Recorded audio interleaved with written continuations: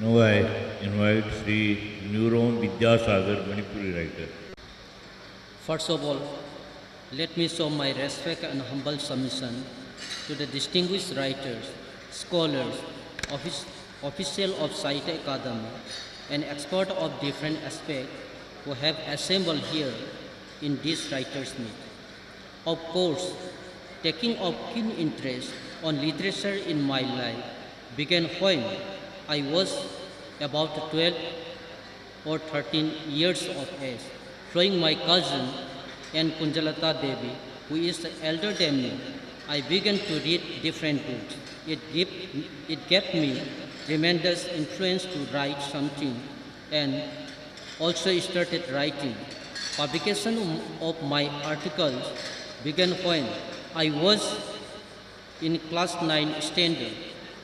In between this time and present day, numerous changes have taken place in new sensibilities, themes, ideas, style and diction. I began writing on this art, that is poetry, when modernism was flourished in Manipuri literature. Modern Manipuri poets E. Nilkanta, L. Samarendra, Siribiren, Thangjam Ibopisak, Jumlembam Ibomsa, R.K. Bhuvansana, and their writings on objectivity based social issue in new symbol, imagery, metaphor, idioms, new style and surrealism with a dream technique, irony, satire had swayed me for a long time. But in ITs, when I was a student in master's degree course, a new set of poets,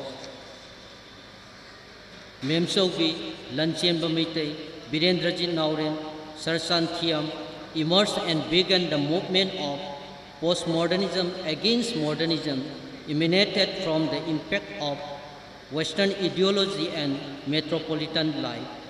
During this time, the heads of post-colonialism and feminism also began to rise. With it, they began to search for Manipur's self-root identity by opening the pages of myth and folklore. My writing too went on these changes, but from the beginning of 21st century, I have been searching a new technique which is totally my own sidelining the thoughts, styles, techniques, sensibility, etc. of postmodernism. This search itself is a big turmoil, but also a turning point in my life. To write a poetry in present time is a difficult task. Expression of one's feelings and thoughts is not enough. In this context, I recall the historical sense of T.S. Eliot, which is very much reflective.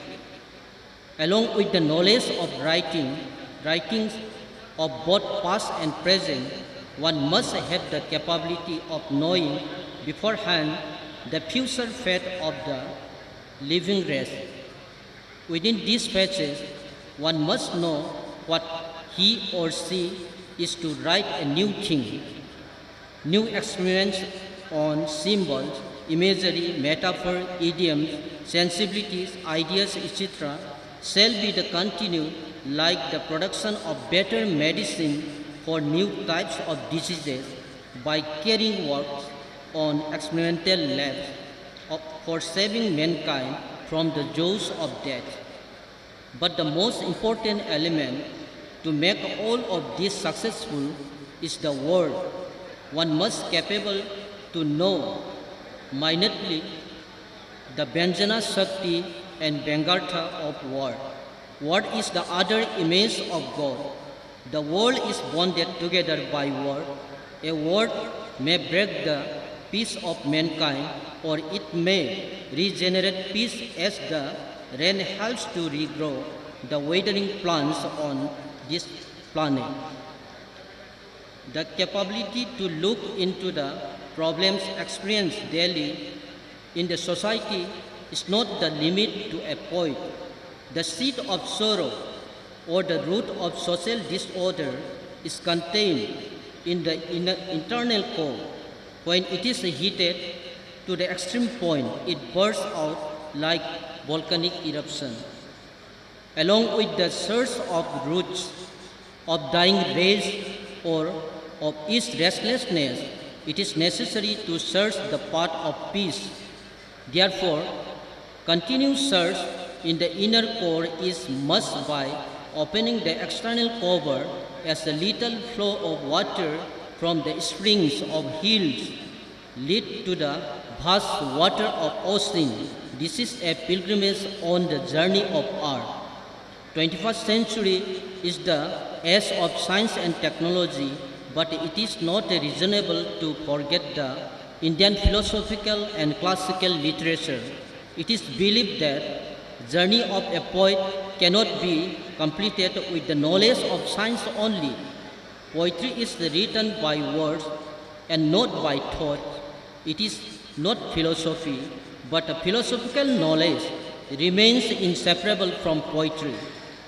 This will lead one to the path of knowing both the internal and external course of mankind as great sense. Then only the protest of destruction of nature caused by science can be heard. The interrelationship between the nature and mankind shall be realized. As a citizen of India, it is necessary to make efforts to realize the pulse of the country. In remote past, the creative genius of our country uttered the saying, Vasudeva Kutumbakam, that is, all the citizens of the world are my relatives. The country is full of golden garden where colorful flowers of different races are blooming together with their own distinct culture, identity, and roots of folklore. With respect to each other, our wonderful image can be sketched using its fine elements in the art of poetry, but it is necessary to imbibe the sense of revitalization in respect of globalization rather than sensitizing separatism. Art determines the fate of mankind and it stands for its well-being. So, a poet must not forget humanism and nature, which make the process of globalization a perfect form. To me, it appears self-realization, adoration of nature, and cultivation of humanism emanated out of this native soil shall be the true and real goal of poetry.